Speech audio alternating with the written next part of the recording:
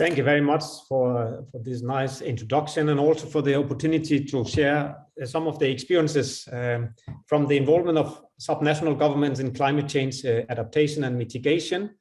I'm going to talk a little bit about the role of subnational governments in climate change mitigation and adaptation. Then second, on the financing options for how to respond to these challenges, and then finally a few concluding comments. First of all, the financial needs and the current funding levels the needs are tremendous. The new survey from IFC has shown that alone for urban climate investments, the annual needs will be $2.5 trillion per annum just for the emerging markets and only for core sectors up to 2030. But if we look at then what is delivered at the moment, only a fraction of that is delivered. For the urban local governments, they spend at the moment only around $384 billion per annum globally on climate change related areas. But out of that, the Sub-Saharan African countries only spend about $3 billion. So most of the funding is spent in the OECD countries and in China, and very little amount at the local level. And again, most of that which is spent on mitigation and less than 10% on adaptation. And the same if you look at the subnational expenditures, very little amount of that, very little share of that is spent on environment and climate change. All over the world, around maximum about 1.5% is actually used for environment and climate change adaptation activities. And at the same time, subnational governments are neglected in the national determined contribution, in the NAPAs, and in the national adaptation plans. If you look at them, often subnational governments have a very limited role. But at the same time, subnational governments are in a unique position to implement responses to climate change, particularly on the adaptation, as David mentioned, because they're close to the needs, they know where the problems are, and they can respond quickly. They also have the mandates to do that. If you look at the local government acts and other places. And even if you look at the regulatory framework for emissions, about 40% of this falls under the subnational government regulatory and taxation power. So they also have a role in mitigation, but more on the regulatory side. But they really face the funding gap, and they don't have the resources to deal with it, and often not the capacity. So I tried to look at the different sources of revenues which could potentially be mobilized. And I mostly deal with the first two of them because the others have not really been developed in most countries yet, but could be potentially developed over time. First of all, the own source revenues. We have the intergovernmental fiscal transfers. And then we have other different funds going down to the green bonds, which are still at the emergent level, are not really applied in most African countries for subnational level, but could be in the future. But if you look at the own source revenues for sub-Saharan African countries, they are really constrained. First of all, they don't have the authority to collect most of the core taxes. And it's also difficult to collect taxes within area of climate change related, because most of these taxes, if you raise them, there will be less revenues because they aim to reduce pollution. And they're often hard to administer. There will be tax competition. And also they are unequally distributed across subnational governments. So if you look even at the OECD countries and look at environmental taxes, they constitute less than 5% of the revenues, and most of them are actually centralized. So I think the area where you see most potential is in the intergovernmental fiscal transfers. Already now, this is the most important revenue source for subnational governments in Africa. As you see, about 60% of the revenues from local government comes from grants, but they can be used strategically to promote climate change adaptation. Either you can mainstream into the existing grants, or you can also look at specific conditional top-up grants for the existing grants. So I tried to look at three options for that, and also experiences from three places. First of all, you can look at the existing performance-based grants and introduce a few performance indicators into that on resilience and improve the targeting of local governments and climate change adaptation. So Ethiopia is an example of that. It's supported by a World Bank program, but it is not a specific climate change adaptation grant, but just to include a few of the features of that, and then mainstream climate change into the planning procedures and provide technical assistance. But a more fundamental way to go about it is in the case of Kenya, with the new World Bank supported grants, all supported by CEDA in Denmark, to the county level in Kenya, where you introduce a specific performance-based climate resilient grants and also capacity building support for climate change adaptation. It is formula-based and it is targeting particularly water, environment, agriculture, with an average amount of about $1.25 million per county per annum.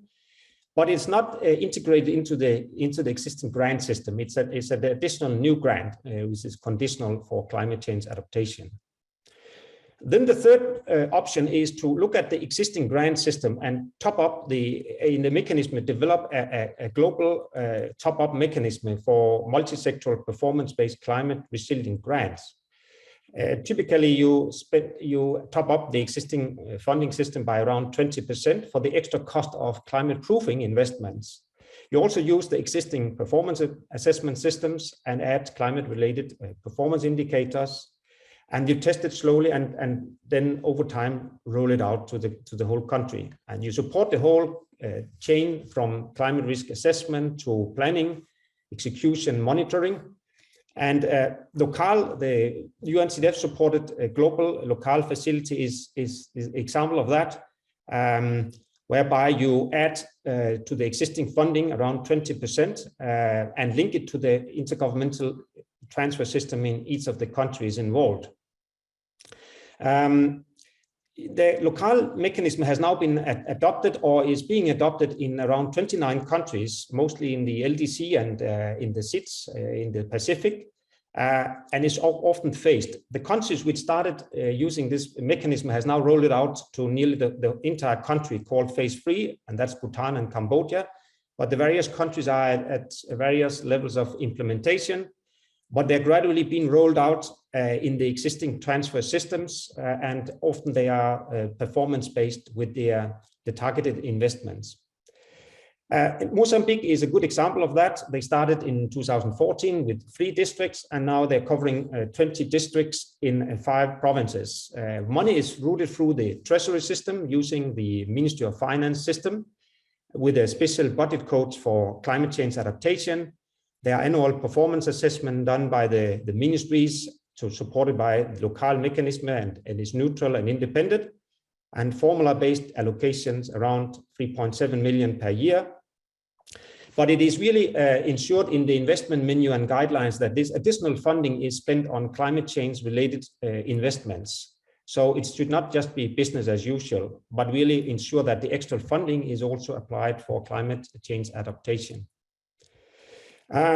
Local is now a recognized mechanism and is a flexible, stable mechanism for partners to join, and can be, of course, customized to the country context, but has some international recognized standards now. And the local publication with the experiences from the guidelines have now been endorsed by the UNFCCC's local LDC expert group. And also the NAP technical guidelines is a tool for that. It is also recognized in the recent COP session, where the LDC countries signed up to Local as the way to use locally led climate adaptation funds.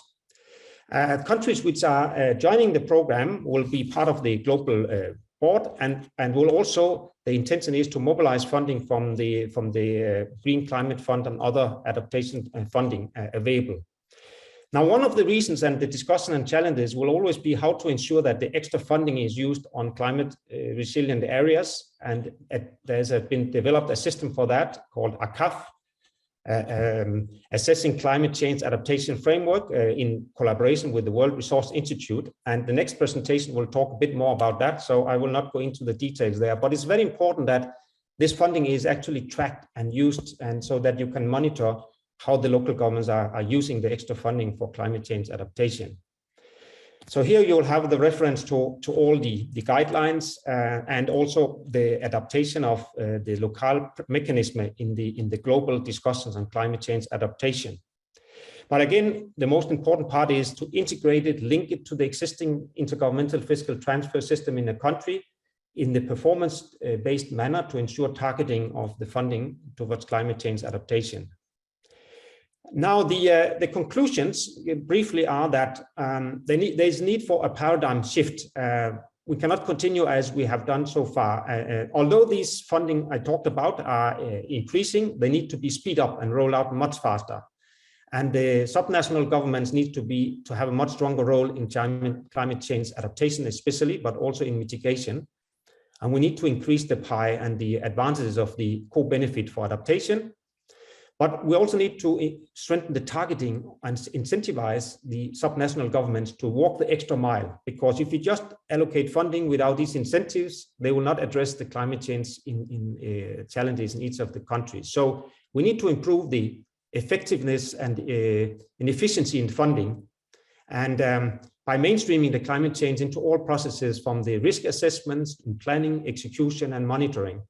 And then have a good M&E system to track the extra funding and ensure that there is an incentive to use the funding well. Accountability and trust will be developed. But in that, the incentives we can establish in performance-based grants in the intergovernmental fiscal transfer systems have shown to be very useful. And the good experiences from that is now rolled into the climate change adaptation funding using multi-sectoral funds.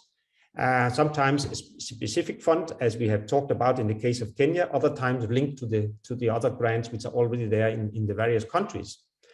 When I compare the approaches from Local, which has been used now for 10, 15 years, with the new ones under the World Bank funding, I see a number of similarities. So I see, personally, as an independent consultant, I see a lot of opportunities for UNCDF, World Bank, and other development partners to work together and together mobilize more funding for subnational government adaptation work in the various countries, and then get access, help the governments to get access to the bigger green climate funds, adaptation funds available, which are not actually used, which are just pledges but never used. So very little amount of these funds are spent for subnational activities at the moment.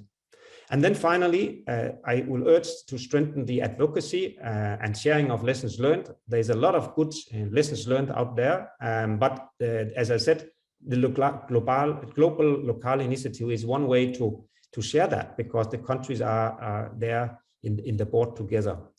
So thank you very much. I think that was what I could manage we can share the slides to get more into the details, but thank you very much for the opportunity to share some of these approaches. Thank you.